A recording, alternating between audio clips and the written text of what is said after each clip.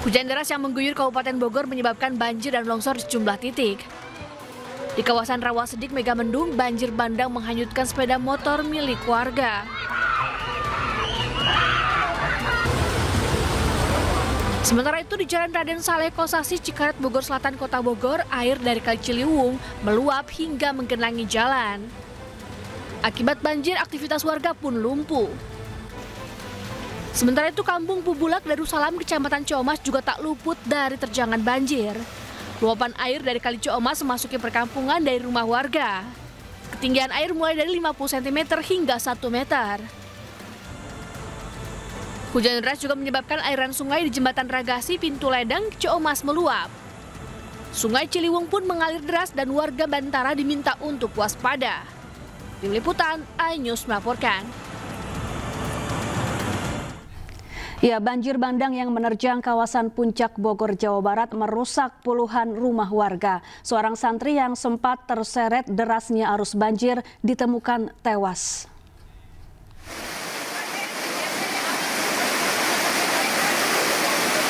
Banjir bandang menerjang 7 desa di 2 kecamatan di kawasan Puncak, Kabupaten Bogor. Puluhan rumah rusak diterjang banjir Sabtu malam. Banjir terjadi usai kawasan ini diguyur hujan deras. Warga berharap segera memperoleh bantuan untuk memperbaiki rumah mereka yang rusak. Seorang santri tewas akibat terseret arus banjir kemudian tertimbun longsor.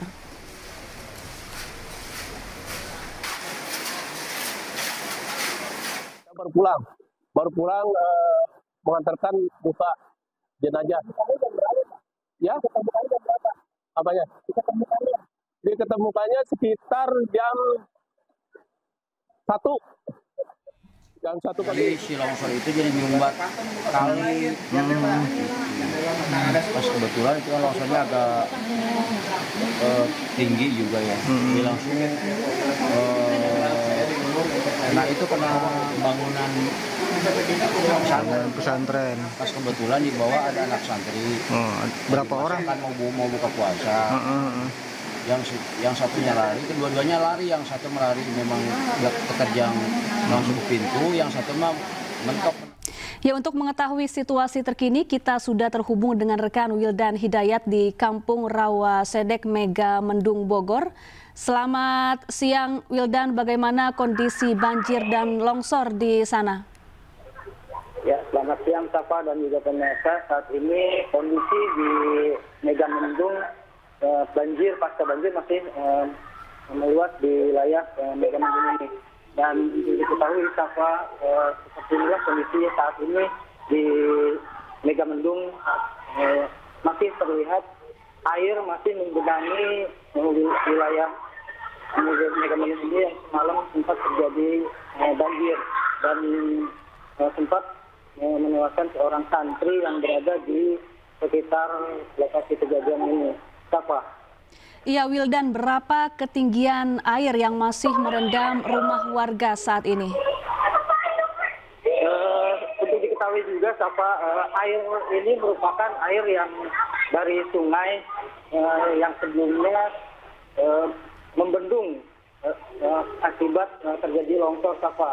Dan akibat bendungan tersebut, air menjadi mengalir ke pemukiman warga dan seperti terlihat di layar kaca kita bahwa saat ini air masih terus mengalir di sepanjang jalan pemukiman rumah warga, Safa. Iya, berapa rumah warga yang terdampak banjir bandang dan longsor ini, Wildan?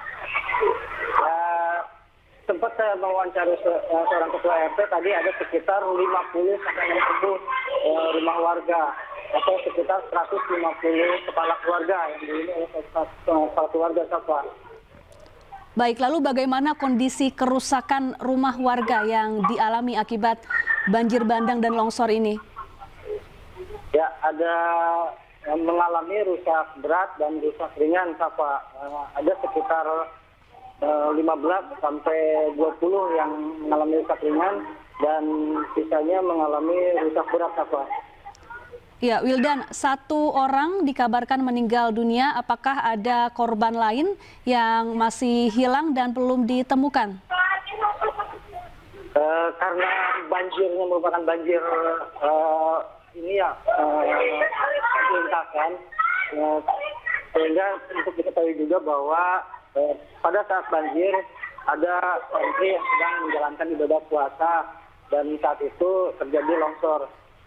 Semalam itu ada 2 orang yang sempat dinyatakan hilang, namun yang satu sudah diketemukan dalam kondisi selamat, namun mengalami luka-luka. Dan 1 orang bernama Muhammad Riza asal Sukabumi, asal Cianjur, sudah dibawa ke rumah duka di Cianjur. Baik, jadi 1 orang meninggal dunia dan 1 korban hilang ditemukan dalam kondisi selamat. Kemudian Wildan, apakah hingga kini sudah ada bantuan yang datang untuk warga korban banjir dan longsor? Sampai sejauh ini saya belum melihat adanya bantuan ya, untuk bantuan baik pakaian ataupun makanan untuk masyarakat yang ada di sekitar sini, Pak. Namun tadi saya sempat melihat ada dari PUPR untuk membantu proses evakuasi atau membuka jalan air sungai yang tadinya melintas dari sungai ke pemukiman warga ini, Pak. Ya, apakah warga sudah mulai banyak yang mengungsi, Wildan? Sejak semalam, warga sudah mengungsi ke rumah atau ke tetangga kerabat yang lebih aman, dan saat ini memang mereka masih melakukan bersih-bersih di rumah yang terdampak, Baik, kalau menurut warga setempat, apakah banjir bandang ini baru pertama kali mereka alami atau sebelumnya memang sudah beberapa kali terjadi setiap ada hujan deras mengguyur wilayah mereka? Baru pertama kali, Pak. Tadi sempat saya berbincang dengan beberapa orang warga, mengingat banjir ini baru pertama kali setelah sebelumnya di wilayah ini memang belum pernah terjadi, Pak. Baik, terima kasih Wildan Hidayat melaporkan langsung dari Mega Mendung, Bogor, Jawa Barat, dan selamat bertugas kembali. Ya pemirsa, sementara itu hujan deras yang mengguyur Jakarta dan sekitarnya sejak Sabtu malam membuat permukiman warga di Jatinegara, Jakarta Timur terendam banjir.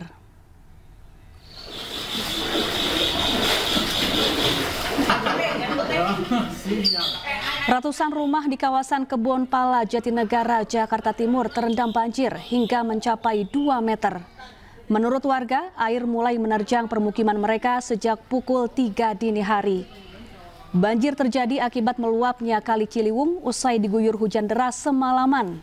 Banjir mengganggu aktivitas warga. Sebagian warga pun mengungsi ke rumah kerabat.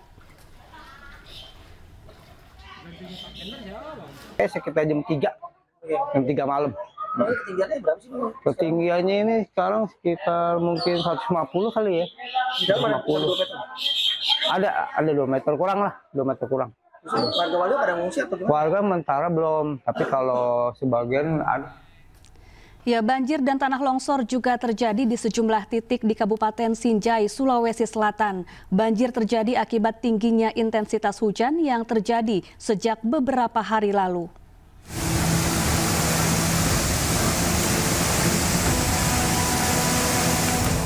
Curah hujan yang cukup tinggi di Kabupaten Sinjai, Sulawesi Selatan mengakibatkan banjir dan tanah longsor di sejumlah titik di 3 kecamatan.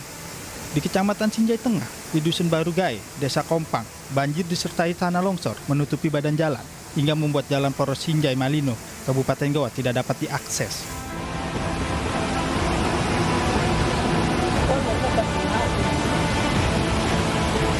Sementara di Kecamatan Sinjai Selatan, jembatan yang menghubungkan Desa Puncak dengan Desa Songging tidak bisa dilewati lantaran di salah satu sisi jembatan amblas.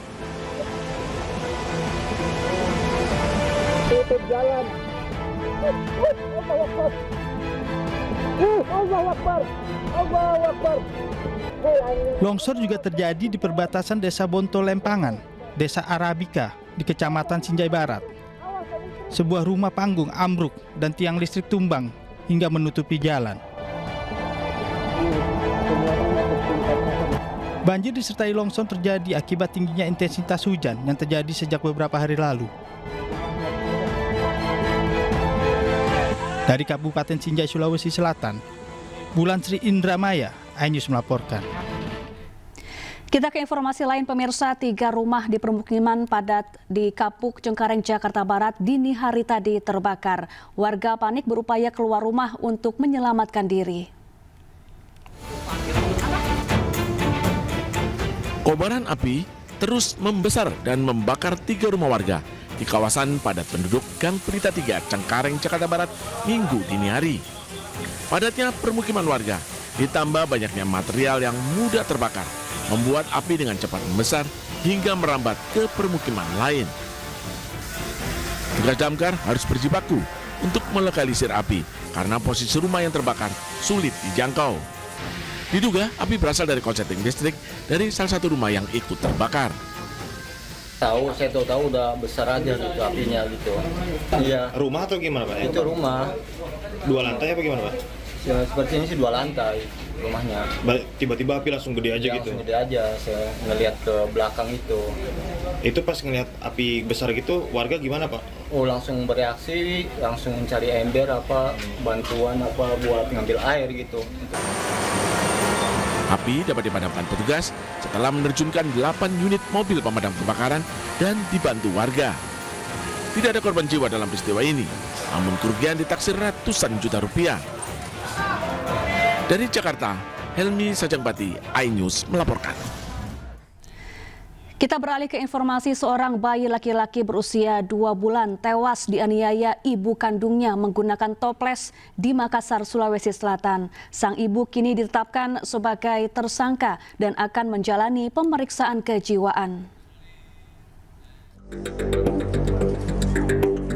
Ibu muda berusia 25 tahun yang tega menghabisi nyawa anak kandungnya sendiri berusia 2 bulan kini ditetapkan jadi tersangka. Status tersangka berdasarkan pemeriksaan mendalam yang didampingi tim psikolog serta beberapa saksi. Meski jadi tersangka, polisi juga akan lakukan pemeriksaan kejiwaan. Karena diduga dari awal kelihatan bahwa ada potensi terjadi gangguan kejiwaan karena dari hasil pemeriksaan dan sampai hari ini masih keterangannya berubah-ubah. Seperti itu. Untuk siapa saja yang dilibatkan saksi Bang? Tentunya kami selaku penyidik akan tetap melakukan penanganan secara profesional.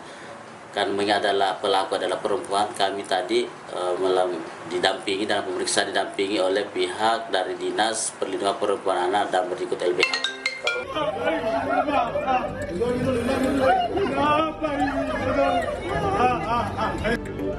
Jumat malam, warga di Kelurahan Pampang, Kecamatan Panakukang, Kota Makassar, Sulawesi Selatan digegerkan dengan kasus penganiayaan berujung tewasnya seorang bayi berusia 2 bulan di tangan ibu kandungnya sendiri. Korban tewas akibat luka serius di bagian kepala usai dipukul toples oleh ibu kandungnya. Dari Kota Makassar, Sulawesi Selatan, Muhammad Nurwudi, iNews melaporkan. Pemirsa, seorang ibu hamil di Cirebon mengidamkan proses kelahiran yang tak biasa. Sang ibu memilih melahirkan di pemakaman Sunan Gunung Jati, Cirebon, Jawa Barat. Ironisnya, proses kelahiran hanya didampingi seorang anak kecil.